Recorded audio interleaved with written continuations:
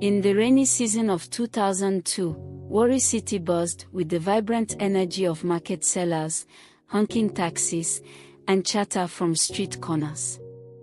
16-year-old Peter Okoji, tall and lean with a keen eye and sharper mind, was a name known in his school for both his intellect and his natural leadership. Students admired him for his ability to unify the class, his respect for teachers, and his easygoing friendship with both the diligent and the unruly.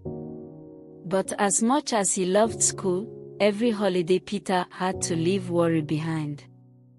His destination each break was Port Harcourt, Rivers State, a city known for its thriving oil industry, vast construction sites, and bustling markets.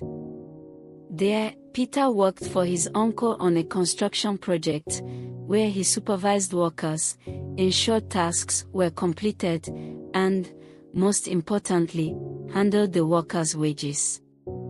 This task wasn't easy for a teenager, but Peter took pride in it.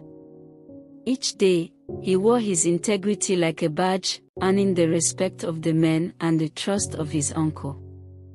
In many ways, Port Harcourt was the stage for Peter's first steps into adulthood.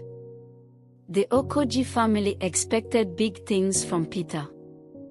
But he wasn't the only Okoji there. His older cousin Daniel lived with them, too. Unlike Peter, Daniel was impulsive, quick to spend money, and always looking for ways to enjoy life without putting in the hard work. While Peter saved his wages and sent some back home, Daniel squandered his share on flashy clothes, nights out, and his girlfriend, Kate, who happened to be the landlord's daughter. Daniel's charm and good looks captivated her, and he flaunted their relationship to anyone who would listen. But the cousins couldn't be more different. Peter's quiet strength and focused ambitions contrasted sharply with Daniel's recklessness, setting up a quiet but growing tension between them. It started with the robbery. Peter came back one evening from the construction site to find their shared flat ransacked.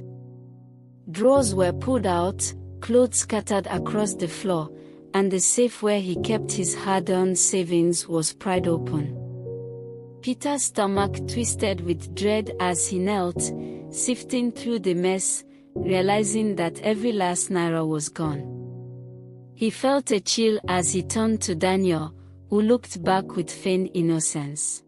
But as the days passed, Peter's suspicions grew. He noticed Daniel's extravagant spending seemed to skyrocket after the break-in.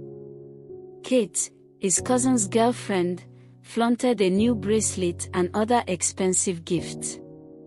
And when Peter confronted him, Daniel laughed, brushing him off with a careless wave. "Relax, Peter. It's just money. Don't be so uptight." The sting of betrayal settled deep in Peter's chest. It wasn't just the loss of his money, it was the realization that his cousin, his own blood, would stoop so low to rob him.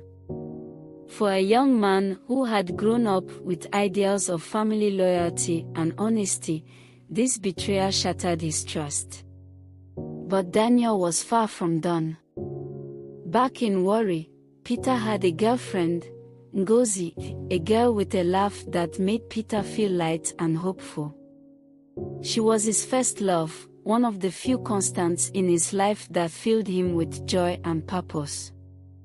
He cherished their moments together, her letters, and the warmth of her words when they spoke. One night, while Peter was still reeling from the robbery, he received a message from a friend back in Warri. Daniel had encouraged one of his friends to pursue Ngozi while Peter was away in Port Harcourt. This friend had been given money by Daniel, even coached on what to say and how to win Ngozi's heart. And by the time Peter learned the truth, it was too late. Ngozi had fallen for Daniel's friend's charm and lies, leaving Peter feeling utterly betrayed and alone.